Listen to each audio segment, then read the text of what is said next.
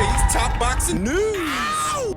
Okay, we'll start with this. Recent comments from Bob Arum that I've been meaning to address about the future of Top Rank Boxing on the ESPN platform. Bob Arum has revealed that Top Rank are set to have a meeting with DAZN amid rumors their broadcast deal with ESPN will not be renewed next year. They've asked for a meeting with us. We don't want to be exclusive to anyone. We're gonna have different packages for different networks and different streaming platforms. DAZN are doing a great job in boxing, and the people who run DAZN are friends of ours. I think it's possible. So that's the second time you will have heard that Top Rank Boxing will be available on more than one platform in the coming year. The first time we heard it was from Todd Duboff. This is the second time we've heard that. So that could mean that Top Rank Boxing is available on not just ESPN, but perhaps Netflix, or Amazon, or Peacock, or DAZN. Any number of broadcasters. It's too soon to tell. What we know is that they are talking with DAZN. Exclusivity deals between a promoter and a platform have everything to do with protecting your assets, ensuring that the in-house talent doesn't go over to somebody else's house and become content for them. Everybody was protecting their assets. Golden Boy, PBC, Top Rank. Now, some promotional outfits showed a bit more bipartisanship. Some were more flexible than others, depending on the fight. Some were, but you did see a lot of exclusivity deals. And the crux of that was making sure the talent doesn't float away.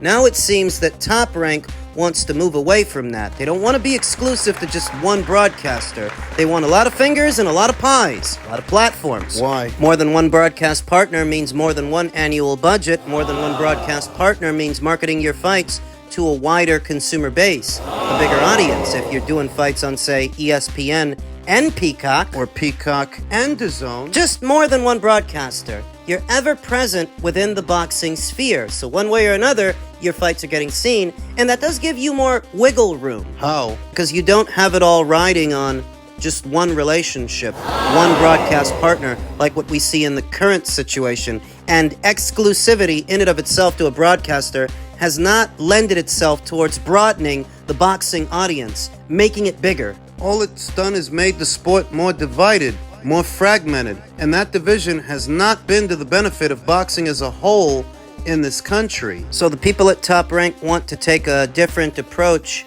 moving forward. They want to be available on more than one platform once their relationship with ESPN ends. What would that look like, though? Well, I remember when the PBC was in bed with both Fox and Showtime, and you had some fighters that were primarily fighting on Fox, and some other fighters that were fighting on Showtime. Deontay Wilder migrated over to Fox. So did Errol Spence Jr., where Gervonta Davis hung back, stayed on Showtime. So maybe that's how that might look for Top Rank. You might have some fighters fighting over here and some other fighters over there. It's too soon to tell, but they've made it clear they want to work with more than one broadcaster moving forward. So ESPN isn't going to renew. No, we don't know that. We don't know that with a certainty. All we know is that the existing deal that they inked way back there in 2018 is coming to an end next year. Whether or not they'll renew, that's in the air. Well, some people are saying that they won't. Maybe not. But one situation that has my attention is ESPN's deal with the UFC is also up next year. And rumor has it that the UFC will be migrating to Amazon. I believe it's Amazon. That's what I heard. So if they lose the UFC, It's not really important where the UFC ends up, not to this conversation. The crux of it is the UFC is leaving. And when they leave, how will ESPN fill the void? With what? boxing? Things may look and sound a certain way now, but we're actually several months out from that deal coming to an end. The UFC deal, the Top Rank deal, and we don't know that ESPN might not decide to renew with Top Rank on the premise that they have to show something. Whatever resources were going into their mixed martial arts programming, they can then reallocate to their boxing programming. Theoretically. And I say theoretically because it's too soon to tell. We don't know with a certainty that ESPN is leaving boxing. They might, and they might not. We don't know. Maybe Top Rank renews with them, An amended deal, not an exclusive one because Top Rank doesn't want that. There is still boxing on the ESPN platform, but Top Rank now has the wiggle room to have their boxers boxing on some other platforms, one other platform. It could break down that way. Now, former unified junior middleweight champion Julian Williams reacted to this news by saying, "I don't see much trash talk and slander for Top Rank not getting their deal renewed with ESPN. But when Showtime decided to cancel both MMA and boxing, all I heard for 3 months was how PBC was terrible for the sport. Gee, I wonder why." False equivalency argument. The president of the Clarissa Shields fan club, Paula Jackson, posted an image with a finger pointing to a hand, indicating that the only reason people are so critical of the PBC is because it's helmed by a black man. Bullshit. Oh yes, I've often heard that counterpoint raised by many a Heymanite who can't seem to wrap their minds around what it is people are saying and what they're getting at. What exactly are Al Heyman's failures? Because they're not listening. They're just waiting for their turn to speak. Because when you reduce everything to a race politics issue, you're flying a false flag. You're making it about something that it's not. Among Al Heyman's many failures is the $500 million of Waddle and Reed's money that he burned through and now has very little to show for. It almost never gets brought up outside of this channel. How much money he frittered away. Overpaying all those fighters that he funneled from Golden Boy Promotions over to his PBC and the adverse effect it had on the landscape, as well as the division that he created. Let's not get too long-winded. Focus. Julian Williams is trying to compare the PBC getting the boot from Showtime and Fox to Top Rank potentially getting the boot from ESPN, except we don't know yet if they're getting the boot. He's saying it's a double standard. But people are not as critical of Bob Arum and Top Rank as they are of the PBC. Well, maybe it's because Bob Arum and Top Rank didn't oversaturate the market with pay-per-views like the PBC did. They were doing pay-per-views on Fox, pay-per-views on Showtime. Every halfway decent fight was a pay-per-view. If you're really trying to have this conversation and you're listening, what is it about the PBC some people don't like? Too many pay-per-views. It's one thing they don't like. Where Bob Arum said several years ago that he would work to keep as many fights off pay-per-view as possible, the PBC did the opposite. They put as many fights on pay-per-view as possible. Of course, the customers aren't going to like that because you're making it too goddamn expensive to watch boxing. You're expecting people to criticize Bob Arum and Top Rank the same way they criticized the PBC. After they got kicked off of Showtime. Except they didn't just get kicked off of Showtime. Before that, they got kicked off of Fox. And before that, they got kicked off of NBC. It's a regular occurrence. And you're using skin politics to try to shield Al Heyman from what are valid criticisms. You're burning bridges with a lot of broadcasters, more than anybody else. And what that does to boxing as a product is it makes it a hot potato. After you've been through that many broadcasters, you're making boxing an unattractive investment to broadcasters. On top of trying to gouge the boxing fans themselves, inundating them with pay-per-view after pay-per-view after pay-per-view. Something about the way you're doing things isn't working. No matter where you go, something about the way you're doing things. Well, can't you say that about Top Rank if ESPN gives them the boot? No. Top Rank has been around for 50 years. A little over 50 years. Clearly they know what they're doing if they've been around that long. Has the PBC been around that long? No. It's a false equivalency argument. It's a straw man. What you're trying to say is that Bob Arum is no better than Al Heyman, except Al Heyman hasn't been in this industry as long as Bob Arum. The PBC has not been around as long as Top Rank. It's their economic standing. Before you compare Top Rank's potential departure from ESPN with the PBC's departure from Showtime, It's their economic standing. I'd wager that Top Rank are in much better shape right now as a promotional outfit. They are in a better position now than the PBC were before Showtime gave them the boot. I'd wager that if they do end up jumping ship from ESPN, they'll land on their feet. PBC didn't. They so clearly didn't. You went from doing something like 18 or 19 shows last year to doing 5. Just 5. 4 of which were pay-per-views. You promised a regular schedule of fights, at least that's what the initial report said, and we didn't get that. And you want to compare them. So I'll tell you what. If the same thing happens with Top Rank, I'll concede.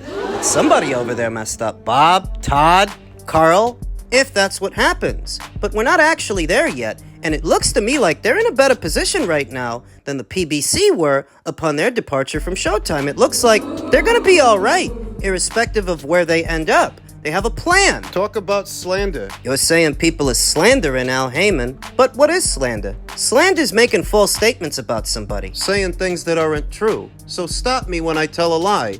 Did he or did he not lose $500 million of Waddle and Reed's money? He did, and it didn't take him a long time to lose it either. Did his PBC not get the boot from NBC? They did. Did they not get the boot from Fox? They did. Did they not get the boot from Showtime? They did. So maybe I'm missing something, but where's the slander part? Where's the part that people are saying things about him that ain't true? It's not subjective, it's objective. The PBC was billing more fights as box office fights than anybody else in the industry. Everybody else. So people complained. That ain't slander. Well, people like Paula Jackson resort to making this about skin politics, that the only reason people are criticizing Al is because of the color of his skin. No, that's the only reason you're defending him.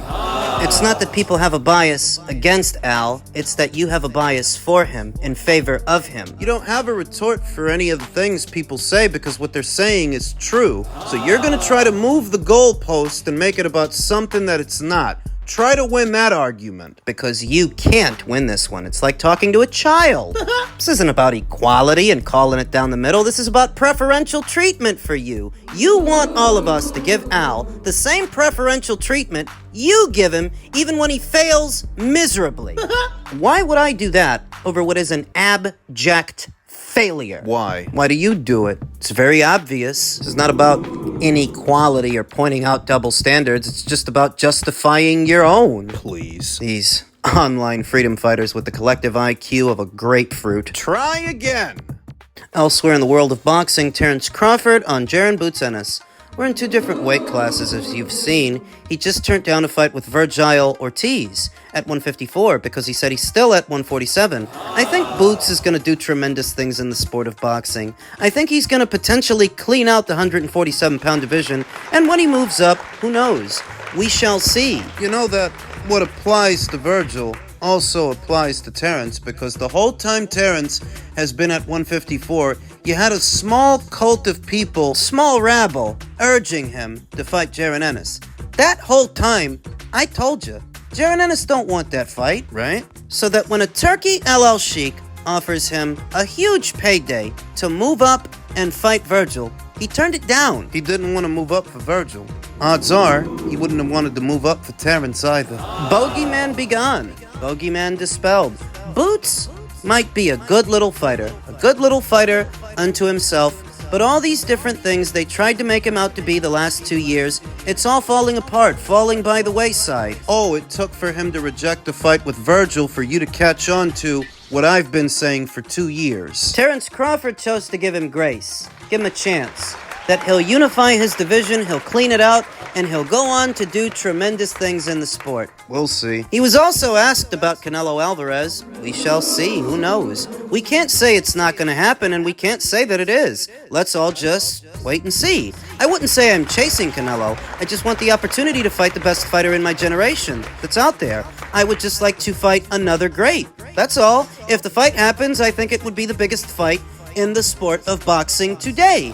It could be one of the bigger ones. 2 pound-for-pound fighters, 2 elite guys with the kinds of accomplishments that not many boxers will accomplish. Not many have. Targeting a fight with Canelo Alvarez has made Terence Crawford a new faction of enemies. A new faction of guys that stand against him for no reason other than he wants to fight Canelo Alvarez. I don't know how a boxing fan can be that possessive over a boxer. Gay. Kind of. I mean, it's an occupational hazard. For somebody like Canelo Alvarez, call-outs are going to happen. People are going to want to fight him. Are you going to get in your tits about it every single time? He didn't even disrespect Canelo, which is what makes this even more bizarre. He acknowledges that he's one of the best fighters, if not the best fighter, of this generation. And he would like to share the ring with him. See, you're all right watching Canelo fight lesser fighters like Edgar Berlanga and John Ryder, that doesn't bother you, but when Terence Crawford calls him out, that does? Why are you mad? And I see a lot of people saying that Terence just wants to win the sweepstakes. He just wants to get paid. Oh, because all those other guys fought Canelo for free. Oh, yeah, they fought him for some other reason than the check. They fought him for some other reason than the money, I guess, that you were all right with those fights, but you got some kind of problem with this one. Why are you mad? There is no criticism here for Canelo, no critique. He can fight Terence, or he cannot fight Terence, and whatever he does, I'll be all right. Because this is not about him. It's about you. You guys are a bunch of weirdos. Mere mention of this fight and the potentiality, your asshole starts to pulsate with anger. Canelo is not your boyfriend. He's not going to ask you to rub sunscreen on his back. He doesn't know who you are. This is boxing. In boxing, call-outs happen, especially between accomplished fighters. This is not unprecedented. This is not that dissimilar from when Sugar Ray Leonard came back from a long hiatus and fought Harvin Magler at middleweight. Terence wants to go from junior middle to fight Canelo at super middle. It's his funeral. If he thinks he can do it, let him try. What are you getting so upset about? Every time I make a video about this subject, I get a couple of oddballs, a couple of weirdos taking shots at Terence Crawford. He just wants a check. He just wants to get paid. There was a fight on the table with Conor McGregor, estimated 100 million or 200 million, some crazy number. And if it were just about the money, well, he would have took that one. If it were just about the money. Terence just wants to get paid. What do you think Edgar wanted? A handshake? A hand job? Yeah, he wanted to get paid too, and you were all right with that one. They all want to get paid. I don't think any of them are working for free. You don't work for free, right? Do you work? Morons. The common denominator amongst all overzealous fans is that they are emotionally compromised and they're not that bright. You can't really reason with them, so this segment isn't actually for them so much as about them. Yeah. Go ahead and leave your nasty little comments in the comment section. Taking shots at me, taking shots at Terence. Go on, prove me right. Do it! I know you want to. I know you're clenching your fists right now, balled up, shaking them at the sky. That Ring IQ guy really pisses you off. But then why do you keep coming here? Moron. This is not one of the bigger channels in the YTBC. You have to search this place out or subscribe to it to even know that I'm uploading videos. And you must know, because you're always here.